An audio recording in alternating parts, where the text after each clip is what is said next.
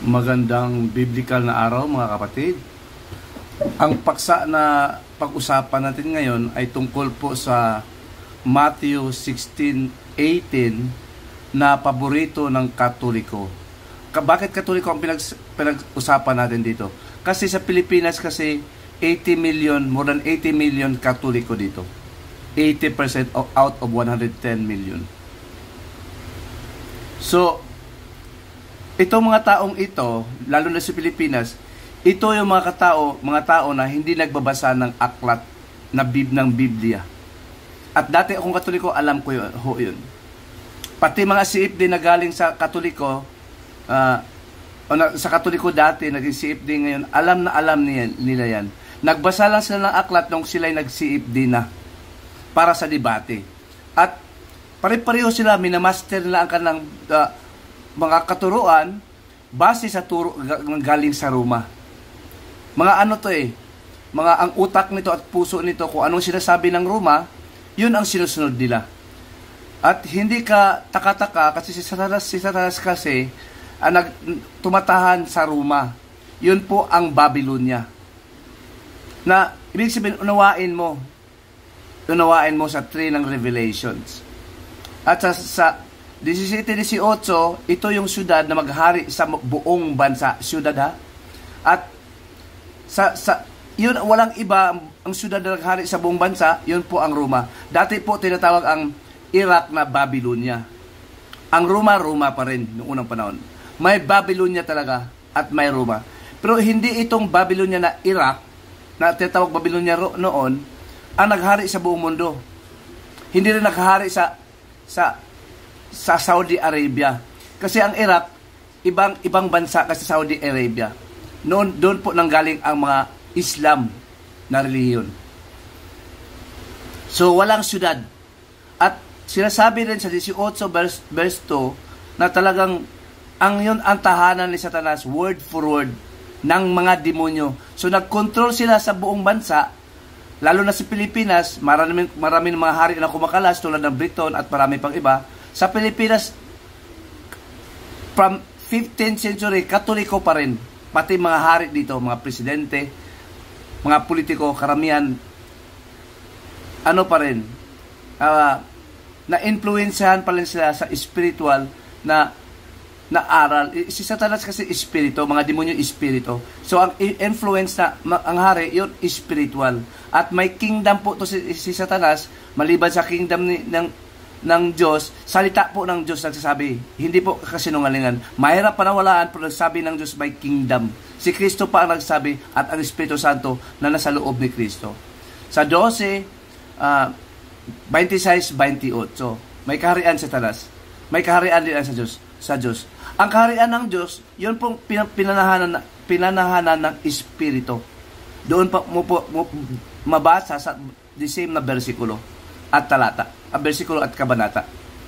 Ngayon, itong Matthew 10:16 verse 18, yun ang ginagamit ng Katoliko, ng debatista, kabangayan natin, na debatista, na talata.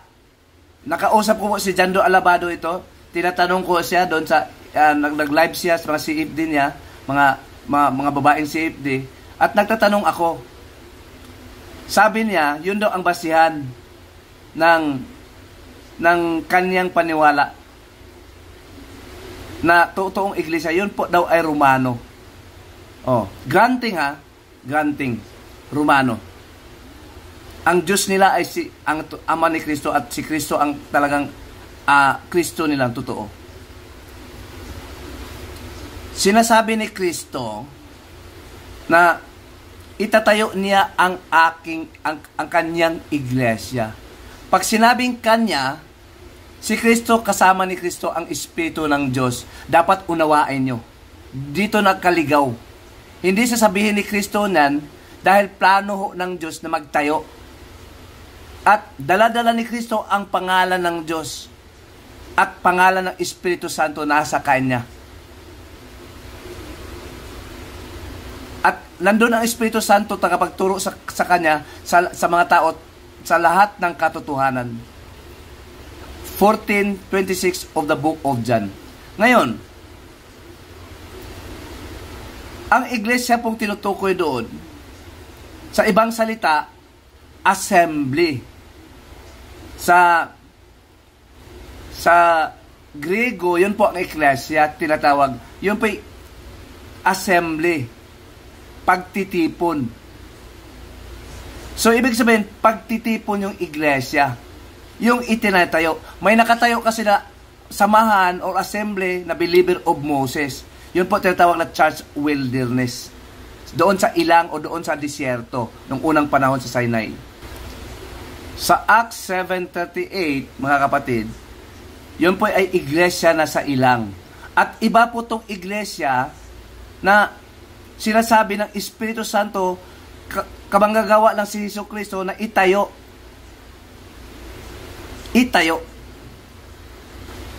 Yung nabuwal na iglesia na sumusunod kay Moses, marami na kasi nabuwal kalaunan kay dumating si Kristo, pinadala ng Diyos.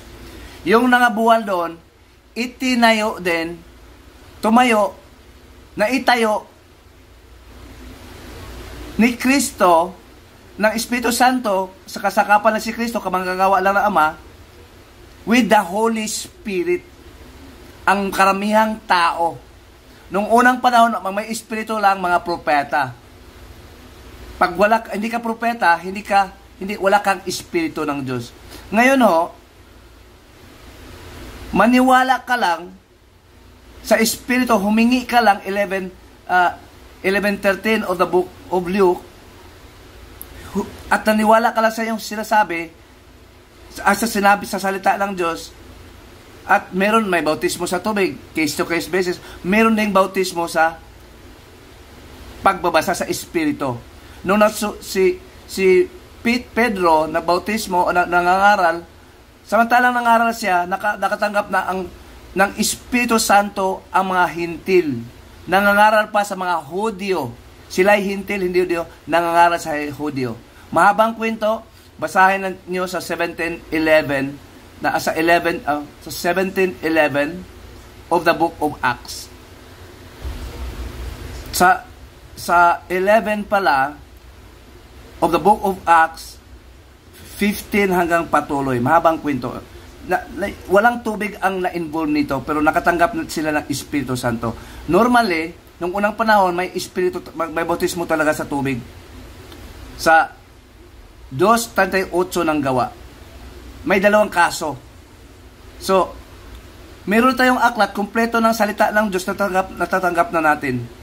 So, paano pala ang iglesia? Yung assembly baka hindi na alawan assembly pag iipon, mga inipon. Assembly yung nagtitipon. Yun ang ibig sabihin ng iglesia. Ang ibig sabihin yun ang grupo na tinatawag ng Diyos. Yun ang assembly. Mga tao, Christian believers at saka kahit anong believers basta assembly. So, anong klaseng assembly sila? Meron din kasing iba ang paniwala kay Moses, meron din naniwala kay Kristo, iba-ibang assembly. So, itatayo rin ni Kristo ang assembly, Kristiyanong assembly yan, mga kapatid. Sa Tagalog, ang assembly, mga pagpupulong, assembly. Mahirap kasi ng Tagalog, pagpupulong, yung nag-iipon. So, sa 11:26 of Book of Acts, o sa Gawa, tinatawag na Kristiyano nga, at nakalista pa sa aklat, nakaregister. May Christian ng unang panahon pa po. Hindi ang Kristiyano nakadepende sa Katoliko. Legit na Christian. At may involvement dito ang Ama at ang Espiritu Santo. Ang Espiritu ng Diyos. Sa 16 verse 19 to 21 of unang Korinto, yun po ang mga laman na may espiritu na tahanan ng templo ng Diyos, tinatahanan, binabahayan. Doon mamumuhay ang Espiritu Santo kasama ng mga anak ng mga taong nagpupulong sa pulong o sa assembly, ang Espiritu Santo kasama sa kanilang buhay. Yun po ang seal, ang tatak ng kanilang pagkaligtas. Pag naawala yon, hindi ka na maligtas. Kung susunod mo ang Espiritu Santo, yung utos niya, batas ng Diyos, hindi ka na maligtas. Hindi mo siya pinasayap, hindi masaya sa'yo, hiwalay sa'yo. Sa Ephesians 4 verse 30. Ngayon, yung Espiritu Santo, kailangan ho yun. Walang iglesia, walang pulong, walang assembly na Kristiyano na totoo kung wala ang Espiritu Santo. Kasi ang Espiritu Santo, yun po maghahari sa atin, sa ating puso at maninirahan sa atin para tayo ay gabayan ng makaharing Ama. At sinasabi ng Ama sa panalangin sa 6:9, Ama ang tawag natin. At sa 6:33, sinasabi ganun chapter pala sa 33, saliksikin nyo ang kaharian ng Diyos at ang kanyang katuwiran. Ang at conjunctive. Ang or o is disjunctive. Dapat ang dalawa na yan, ibig sabihin present. Kung saan ang kaharian ng Diyos, nandun din ang katuwiran. Ang kaharian ng Diyos, walang kaharian ng Diyos, hindi maghari sa atin sa puso kung wala ang Espiritu. Sinasabi ni Kristo sa Lucas 17:21, ang kaharian ng Diyos, wala, hindi mo makita o doon o dito, nandyan sa'yo. At salita ho ng Diyos yun, hindi salita ng tao. Hindi ako nagpilosopiya. 2:8, bawal po ng Colossians. Ang pilosopiya, salita lang ng tao yun. Yung kaunawaan ng tao. Ito kaunawaan ng Diyos, salita ng Diyos na pinasulat sa mga apostol at mga propeta. Hinahanap. May pulong. May pag-iipon. Yung pag-iipon na yun, yun po ang mga anak ng Diyos na nanalangin sa Kanya, unang-unang mga apostol, pati si Kristo, nanalangin, Ama namin, 6:9 of Matthew. Pakabanalin. Ibig sabihin, gumawa sila ng kabanalan para makabanal ang Ama. Kasi dala nila ang pangalan ng banal na Ama. Susunod sila. Doon ang pagbabanal. Huwag nating gawing basahan ang pangalan ng Ama parang general. Hindi mo pwedeng ikaw tao lang, gumagawa ka ng kabulusagan. Pag dala mong pangalan ang general na mabait. Ganon din ho ang Ama. Banal ang Ama. So, nakatanggap na tayo ng Espiritu. Yung Espiritu ng Diyos, ibig sabihin, Ama namin, nasa langit ka. Pakabanalin ang iyong pangalan. Dumating nawa ang iyong kaharian.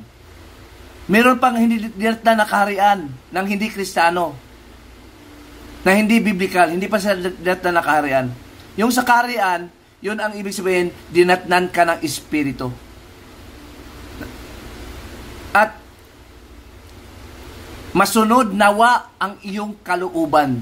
Yung batas ng Diyos, yung gusto niya galing sa kanyang puso. Sa 1 Samuel 13 verse 14. Ngayon, yun po ang nagbigay ng batas sa atin. Hindi anghel. Iba sa unang propeta. Sa 7:53 of the book of Acts, bigay lang ng anghel galing sa Diyos. Ngayon, ito bigay ng Diyos, itananim sa ating isipan, at sa ating puso, nakahula Jeremiah 31 verse 30 to 34 at Hebreo 8 hanggang 13. Mahalaga ho kapatid, yung ibig sabihin na ang iyong kaharian, yun po ang Espiritu. Maghari sa ating puso, mananahan muna. Kailangan mo nang mapatawad ka sa dugo ni Kristo, kailangan mo na maging Kristiyano ka sa paniniwala. Dapat Kristiyano ka. Hindi ka matanggap na kung ikaw ay Muslim, ikaw ay Katoliko, hindi natanggap ng Katoliko yun. Papatunayan ko mamaya. Yung kaharian yun kaharian. Nandun yung charts na tinatawag ng Diyos, inilagay sa kanyang kaharian. Ang paghahari ng Diyos sa Espiritu. Pati yung iglesia, yun ang templo ng Espiritu. Yun ang kaharian ng Espiritu. Templo, binabahayan, pinagharian.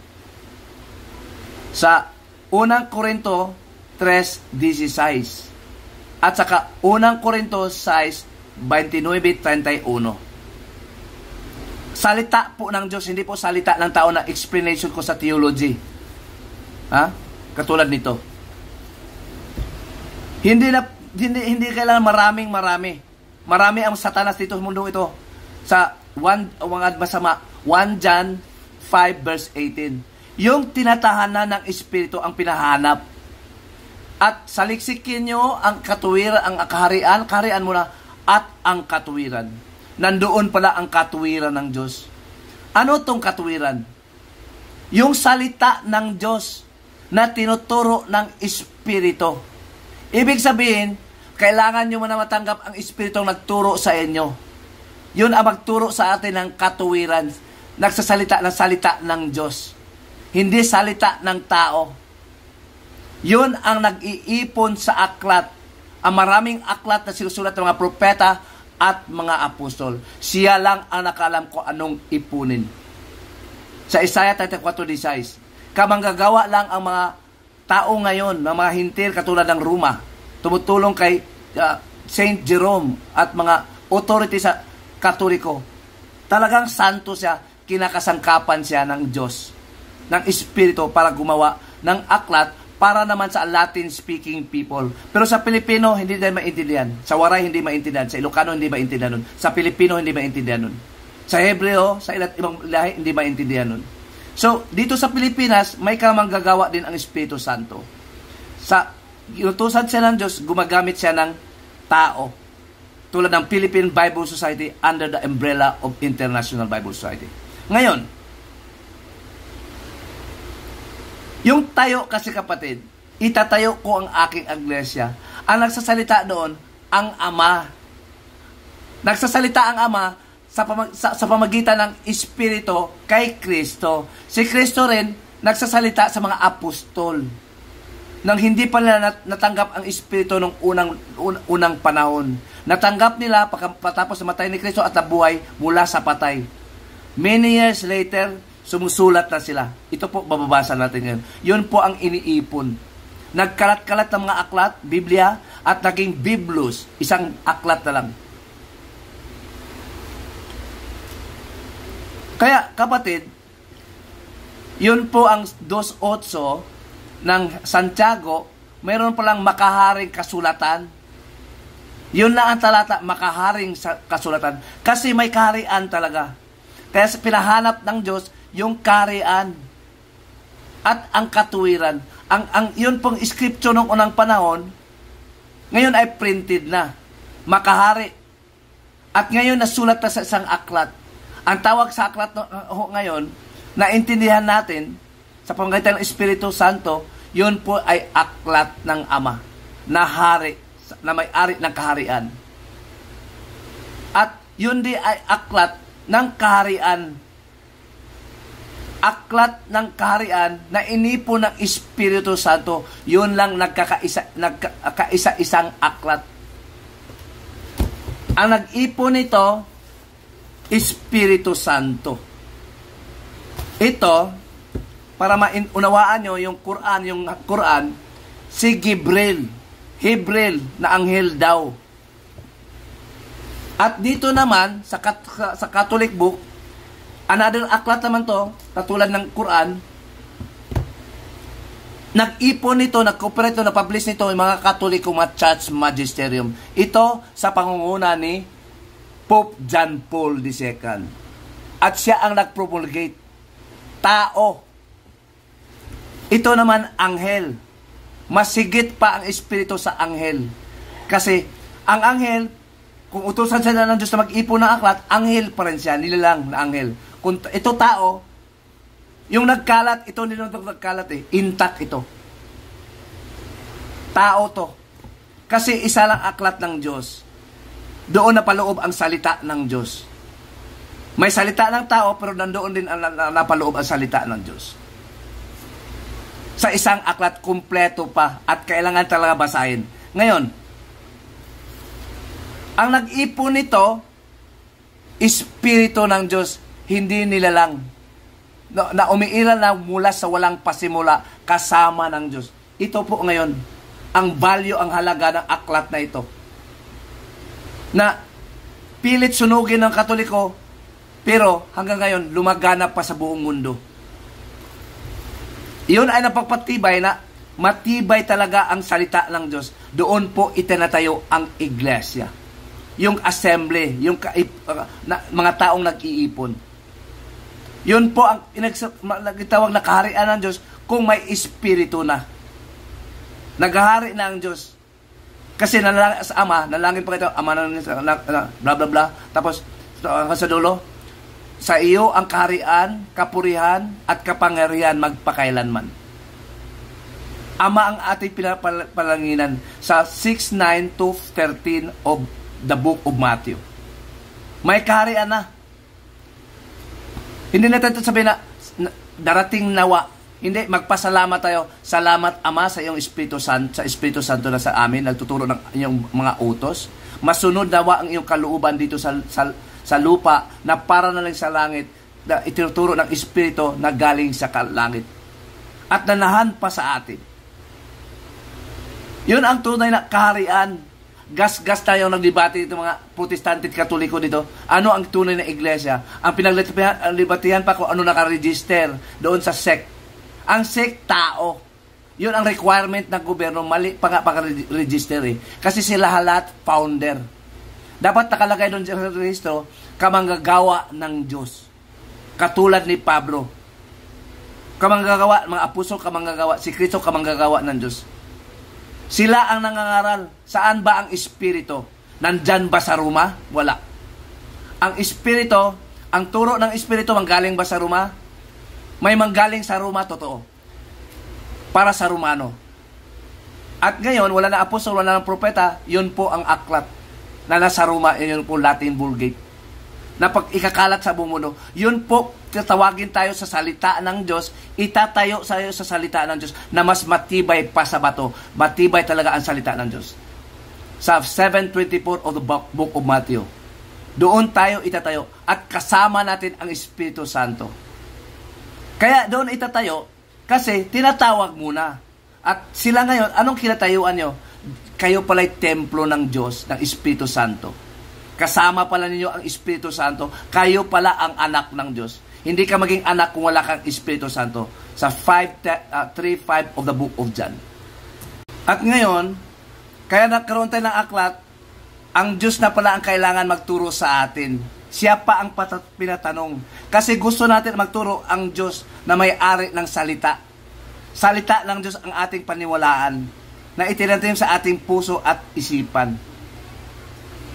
So, ibig sabihin, kaya piniprepare ang aklat para magsalita ang Diyos sa lahat ng bansa. Yun ang pagtawag ng Diyos sa kanyang aklat. 34 verse 1,16. Pati sa Pilipinas from 19th century to up to this present time until the last generation. Yun ang pagtawag ng kaharian ng Diyos. Tinatawag tayo ng Diyos sa kanyang kaharian. Kailangan matanggap rin natin dito sa Pilipinas ang Espiritu ng Diyos. Wala sama-sama ang makaunawa, Daniel, makaunawa ng ano? Ng salita ng Diyos. Hindi salita ng tao. Wala sama-sama ang makaunawa sa salita ng Diyos. Yung aklat na napaloob sa aklat. Daniel 12:10. At ngayon, naintindihan natin. Hindi mo lang kailangan talata-talata na literal mo, unawain mo. Sinasabi sa Ephesians 5:17-20, unawain mo ang kalooban ng Diyos. Kailangan ka talaga may espiritu, nakasulat doon. Ang espiritu ng Diyos yun ang magturo sa iyo sa kalooban ng Diyos. Hindi tao, church magister, magpapasa Roma, hindi. Espiritu ng Diyos, huwag niyong papalitan ang papel ng Espiritu Santo. Dapat ang purihin ang Diyos nagtuturo. Hindi mo kailangan ang tao. Ang mapaliwanag ang Espiritu Santo. Sinasabi yan sa 1 Corinto 12 verse 13. Hindi tao.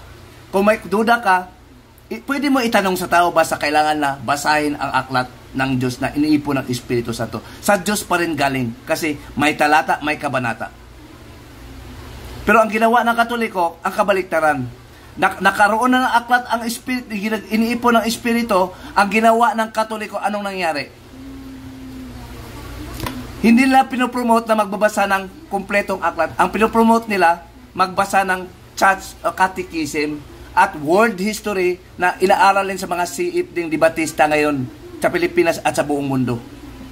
At saka encyclopedia at Google, Wikipedia, lahat ng libro.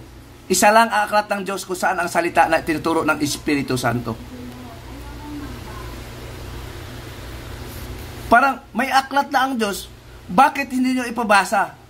Yun ang sinasabi ni Satanas, bubulagin kayo sa Ebanghelyo. Yun po ang aklat. Ito sa magandang balita, Biblia. Ito may tinatawag na Biblia, magandang balita, Biblia. Aklat, Katoliko. No? Magandang balita, Biblia. Ibig sabihin, magandang balita, Ebanghelyo, Biblia book. Katoliko ang may sabi, hindi naman dinay, pati Good News Bible sa English at saka maayong balita sa Bisaya. Tapos sabihin nyo, kayo ang tunay ng iglesia, hindi ka nakapasok sa kaharian ng Diyos eh. Hanggang ngayon, panalangin ng Katoliko, dumating nawa ang iyong kaharian. Ibig sabihin, hindi pala nakarating pa. Mali. Ibig sabihin, hindi nyo naanawa ang panalangin. Hindi nyo naanawa ang sinasabi ng Espiritu. Hindi nyo naanawa ang salita ng Diyos. At kailangan nyo talagang manalangin kasi hindi pa nakarating sa inyo. Sa Church Magisterium at sa lahat ng Santong Katoliko. At CFD. Pang ano kayo eh? Ang ginagawa nyo, labas kayo sa kaharian. Kayo pa ang tumawag na Biblia. Oh. At sabi ng Diyos, isang aklat yan, magbasa ka. O ilang aklat ng Diyos. Para sa buong mundo na kumpleto ha, aklat. Ilan aklat? Kung hindi itong Biblia, ano pala, pag sinasabi mo na ang tradisyon na sa Katoliko, hindi yon. Walang tradisyon. Labas sa tradisyon, labas sa aklat, kumpleto nga aklat ng Diyos, tradisyon ng mga apostoles, nakasulat sa panalangin, ha? Ano panalangin sa bautismo, meron siya tradisyon. Sa pagsisisi, meron yung batas ng Diyos, yung po ang tradisyon, na kanilang nilalakaran. Kung gusto mo ang tradisyon kay Moses, mga tradisyon, meron din. Ha? Napaloob din sa aklat. Kumpleto ang aklat ng Diyos. Salita po ng Diyos ang nagsasabi. Kaya huwag kayong paligaw sa salita ng mga tao na ginagamit ng demonyo. Sa 1 Timothy 4 verse 1 to 4. Mga mapanghikayat, pilosoper, ang batas pinapalitan. Kung ano nakasulat, iniiba. Dinagdagan ang aklat ng theology, binabawasan ang aklat ng Diyos. Cherry picking lang sila. Versikulo lang nandyan sa kanila. Yung pabor lang sa kanila. Para bang ang salita ng Diyos, ito, tatanggalin mo. Kasi iba ating paniwala. Ito isusuporta. Ganon ang ginagawa. Dapat kayo, itakwil nyo aklat nitong katekismo. Itakwil nyo kahit anghel pang sumusulat dito. Kahit apostol pa ngayon na iniba ang nakasulat noon, itakwil nyo. Kahit Kristo pa ngayon, kaya may bulang Kristo, nagsasabing ito, mag-aral ng katekismo, bulaan Kristo yon. Turo na Kristo nila. Itakwil 1:6 to 9 ng Galatias. Salita po pa rin ng Diyos sa kaharian ng Diyos, sa Espiritu. Salita turo ng Espiritu. Yung mga paliwanag nyo parang scripted eh. Parang anong papel ng Espiritu sa ito? Ano ituro na sa Roma? Ang pagturo ng Diyos nasa aklat. Kung ikaw may pastor sa'yo, may mga ngaral sa'yo, dapat ikaw mismo, may Espiritu Santo, basahin mo. Ha? At wala sa mga sama, dapat mong basahin. Kung hindi mo unawa, masama ka talaga. Para maintindihan mo yung version na Bisaya ka, basahin mo sa Bisaya. Kasi yun ang gusto ng Diyos, talagang ikaw nagbabasa, saliksikin nga eh. Ang kanyang aklat at basahin. Ang ginawa nyo, hindi ka nagsasaliksik. Nakikinig lang sa kasinungalingan, ginagawa kayo ng tamad, attend, pasok sa misa ng Katoliko. Ako'y Katoliko dati, walang nangyayari. Maging anti-biblical ka. Kailangan ang turo ng Espiritu na sabi ng sinusulat pa ni Isaiah, isang aklat lang. Yun ang saliksikin. Sa aklat na in this biblical generation. So ngayon, alam nyo na kung bakit tayo nangalangin ng Ama. Kasi may kaharian talaga. At susundin ang Ama at yung kaharian na yun, yung Espiritu Santo. Yun ang kaharian ng Ama kung saan tayo napabilong, naka-anib. Sa kaharian na tayo, wag na yung, okay, totoo ang iglesia sinasabi, matagal yun eh. Aksaya ng panahon yun. Sa kaharian na, doon tatawagin ng Ama, ang iglesia sa kanyang kaharian. Yun po ang definition.